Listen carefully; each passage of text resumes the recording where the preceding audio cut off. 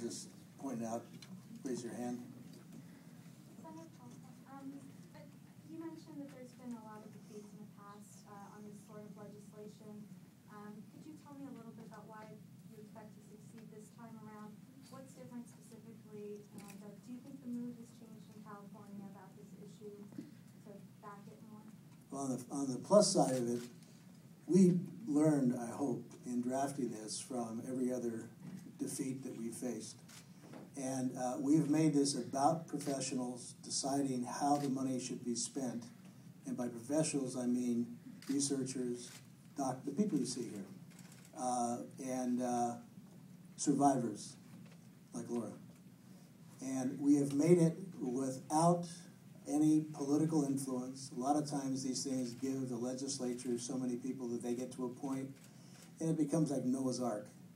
And you're almost defeated before you start. So we got rid of all that. We kept the admin costs, the administrative costs, to 2%, which might get me drummed out of the state.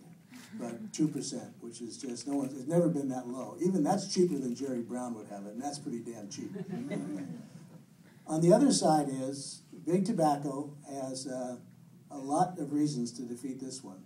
This one directly links smoking to cancer, unequivocally.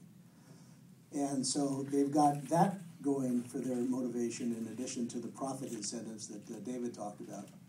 They spent $65 million last time around in 2006. I would guess that they'll go to $100 million. You know, if Meg Whitman set any standard, they may go higher. But the fact is, they will have to figure out some way of saying this is unfair other than no more taxes. When we did all of our political research, our focus groups, the stuff that you got to do to prove to anybody that you're real, most people in California now are so anti-smoking that you could take that dollar bill and burn it, and they wouldn't care. Having to go to cancer research was icing on the cake. So if we get the vote out, and they don't, if there are fewer people who are rapidly anti-tax, then I think we're going to win. But I really think we're going to win because we do have the angels on our side. These are people that I sure wouldn't want to mess with in a fight. Anything else? Yes. Given the budget difficulties that the state is facing right now and the kind of cuts that Jerry Brown is contemplating, do you feel like this is the right time for this initiative? Are you worried about criticism that you might face from that? Disregard, fire alarm. Disregard, fire alarm. Disregard, fire alarm. Disregard, fire alarm. See, they didn't know it was just me here. This happens all the time when I'm by myself. Yeah, the question was, disregarded that one too. We didn't intend to be on this ballot.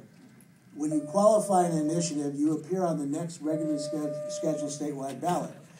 By law, you cannot get off that ballot, so nobody can intimidate you. But Big Tobacco couldn't come to Laura and say, we're going to give you a lot of money. Get it off the ballot. So we're stuck with the cards that were dealt. The question is, will voters get confused by extending some taxes to benefit education and health care with a tax that is going to be on a cigarette, a limited negative product that goes to cure cancer, literally cure cancer? I think the voters are smart enough to make that distinction. Now, Big Tobacco already is saying we're going to get people to get confused. Well, I've learned over the years that you should not only trust the voters, but they're in charge. So I think we'll be okay.